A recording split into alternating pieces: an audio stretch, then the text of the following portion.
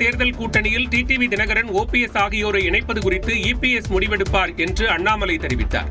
கோவையில் செய்தியாளர்களை சந்தித்த பாஜக முன்னாள் மாநில தலைவர் அண்ணாமலை, 2026 சட்டமன்ற தேர்தல் கூட்டணியில் புதியவர்களை இணைப்பது குறித்து பாஜக மேலிடம் நயினார் நாகேந்திரன், எடப்பாடி பழனிசாமி ஆகியோர் இணைந்து முடிவெடுப்பார்கள் என்றார். தேசிய ஜனநாயக கூட்டணியில் யார் இணையணும், யார் இணையக்கூடாது என்பதற்கு அகில இந்திய அளவில் தலைவர்கள் இருக்கிறாங்க. தமிழகத்தில் என்டிஏ கூட்டணியினுடைய தலைவராக எடப்பாடி பழனிசாமி அவர்கள் இருக்கிறாங்க. பாரதிய ஜனதா கட்சியினுடைய தலைவர் அண்ணன் நயினார் நாகேந்திரன் அவர்கள் இருக்கிறாங்க. அதனால சரியான நேரத்தில் இவர்கள் முடிவெடுத்து சொல்லுவார்கள்.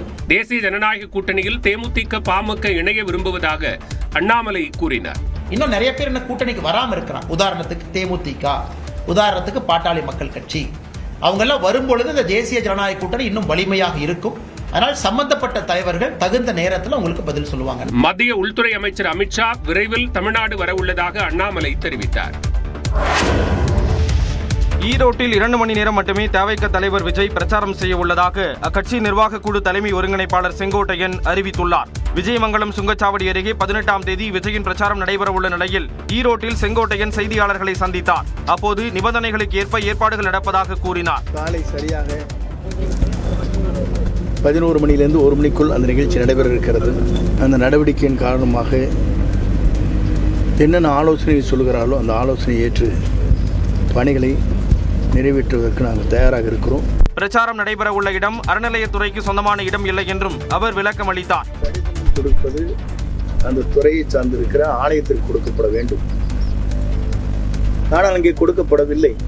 முதலில் தெரிந்து கொள்ளுங்கள், தெளிவுபடுத்திக் கொள்ளுங்கள். எந்த இடத்தில் லிட்டிகேஷன் இருக்கிறதோ அந்த இடத்துக்கு தான் நோட்டீஸ் கொடுக்கணும். அதை விட்டு காவல்துறைக்கு தான் கொடுத்திருக்கிறார். தெளிவாக அந்த கோயில் அறங்காவலர் மூலமாக இந்த கோயிலை பொறுத்தவரையிலும் HRNC வருகிற போது முழுமையாக இந்த கோயிலுக்கு சொந்தமாக இந்த இடம் இருக்கிறது என்று உயர்நீதிமன்றத்தில் ஆணை பிறப்பிக்கப்பட்டிருக்கிறது. மேலும் தவிகவில் யார் வேண்டுமானாலும் இணையலாம் என்றும் யாருடன் கூட்டணி என்பதை கட்சித் தலைவர் முடிவு செய்வார் என்றும் செங்கோட்டையன் கூறினார். சாதிவாரி கணக்கெடுப்பு நடத்த கோரியும் வன்னியர்களுக்கு 10% இடஒதுக்கீடு வழங்க கோரியும் பாமகவின் ராமதாஸ் தரப்பில் தமிழ்நாடு முழுவதும் போராட்டம் நடைபெற்றது. அந்த வகையில் சென்னை எழும்பூரில் பாமக நிறுவனர் ராமதாஸ் தலைமையில் ஆர்ப்பாட்டம் நடைபெற்றது. அப்போது சாதிவாரி கணக்கெடுப்பு நடத்த கோரி முழக்கங்களை எழுப்பினர்.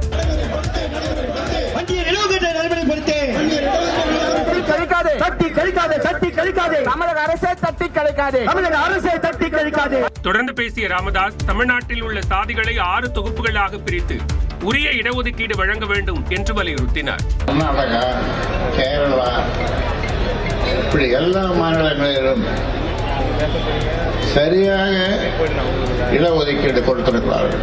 சாதிவாரி கணக்கெடுப்பையும் நடத்தி இடஒதுக்கீடு கொடுத்திருக்கிறார்கள். ஏன் அதை தமிழ்நாட்டில் செய்யக்கூடாது? இதேபோன்று விழுப்புரம் புதிய பேருந்து நிலையம் அருகே பதாகைகளை ஏந்தி பாமகவினர் கண்டன ஆர்ப்பாட்டம் நடத்தினர். கிருஷ்ணகிரி மாவட்ட ஆட்சியர் அலுவலகம் முன்பு நடைபெற்ற ஆர்ப்பாட்டத்தில் சாதிவாரி கணக்கெடுப்பு நடத்த கோரி பாமகவினர் முழக்கம் எழுப்பினர். தஞ்சாவூர் தலைமை தபால் நிலையம் அருகே நடைபெற்ற போராட்டத்தில் ஏராளமான பெண்கள் பங்கெடுத்தனர். ராணிப்பேட்டை மாவட்டம் முத்துக்கடை பேருந்து நிலையத்தில் நடைபெற்ற ஆர்ப்பாட்டத்தில் வன்னியர்களுக்கு 10% இடஒதுக்கீடு வழங்க கோரி வலியுறுத்தினர்.